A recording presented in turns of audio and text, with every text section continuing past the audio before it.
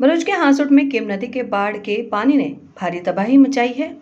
इस बीच राज्य के जल संसाधन मंत्री ईश्वर सिंह पटेल ने प्रभावित गांवों का दौरा कर स्थिति का जायजा लिया। भरूच जिले के हांसुट क्षेत्र में केम नदी में आई बाढ़ के कारण कई गांवों में भारी नुकसान हुआ है। अब बाढ़ का पानी उतरने के बाद सरकार और प्रशासन राहत एवं पुनर्वास कार्यों में जुट गई है।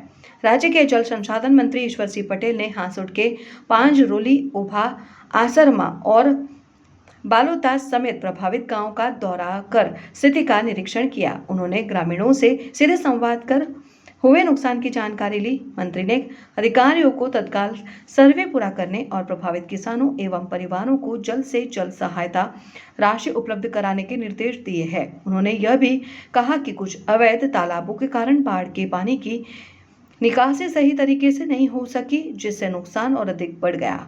मंत्री ने स्पष्ट निर्देश दिए कि पानी पूरी तरह उतरने के बाद ऐसे अवैध अतिक्रमणों और तालाबों के खिलाफ कार्रवाई की जाए ताकि भविष्य में ऐसी स्थिति दोबारा उत्पन्न न हो।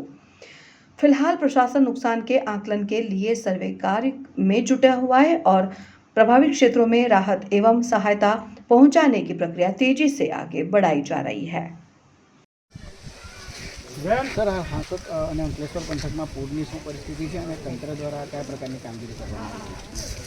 કેમ નદીમાં 24 જુલાઈના રોજ પણ આ જ રીતે પાણી આવવાને કારણે ઉપરથી વધારે વરસાદ પડવાને કારણે ઉભા આશ્રમમાં પાંજરોલી 3 ગામ ઇફેક્ટેડ હતા। ફરી પાછું જ્યારે આજે એટલે કે 1 વીક પછી ફરી ત્યાં વધુ વરસાદ પડવાને કારણે પાણી જે આવ્યું છે ને પાણીને કારણે ઉભા આશ્રમના પાંજરોલી અને પ્લસ બાલોતા ગામની અંદર પણ લગભગ 75થી વધારે ઘરોની અંદર પાણી ઘૂસ્યા છે કે જે કેમ ખાડીનું પાણી બેક મારીને આ ગામની અંદર વર્ષોથી પાણી આવતું છે, પરંતુ આ દબાણો મચ્છી તળાવનું દબાણો થવાને કારણે આ ગામની અંદર પાણી ભરાયું છે। આ વરસાદ બંધ થયેથી તમામ જે પાણી જવાનો માર્ગ છે એને ખુલ્લો કરવામાં આવશે અને વહીવટી તંત્ર દ્વારા પણ એસડીએમ શ્રી, મામલતદાર શ્રી, ટીડીઓ શ્રી અને સાથે સાથે દરેક તલાટીશ્રીઓ, શિક્ષક મિત્રો પણ આ કામમાં જોતરાઈને ગામની અંદર કોઈ તકલીફ ના પડે એના માટે કાળજી રાખી રહ્યા છે। સાથે સાથે આરોગ્યની ટીમ પણ જ્યાં જ્યાં ફ્લડ આવ્યું છે, જે ઘરમાં પાણી ભરાય ત્યાં આરોગ્યની ટીમ જઈને પણ એમને મેડિસિન આપી રહ્યા છે।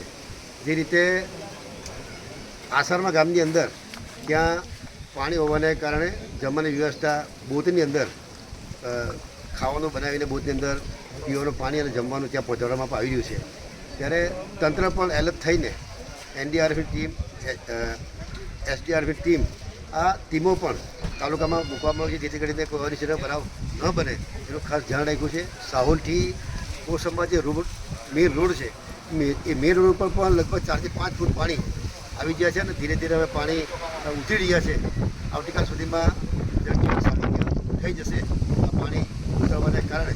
પરંતુ જે નુકસાન થયું છે ખરેખર ખૂબ નુકસાન થયું છે। સાથે પરવરના માંડવાઓ હોય, તુરિયાના માંડવાઓ હોય, ભીંડા હોય, અનેક શાકભાજી પણ, તમામ શાકભાજી પણ નષ્ટ પામ્યું છે। ખેડૂતોને પણ ખૂબ નુકસાન થયું છે।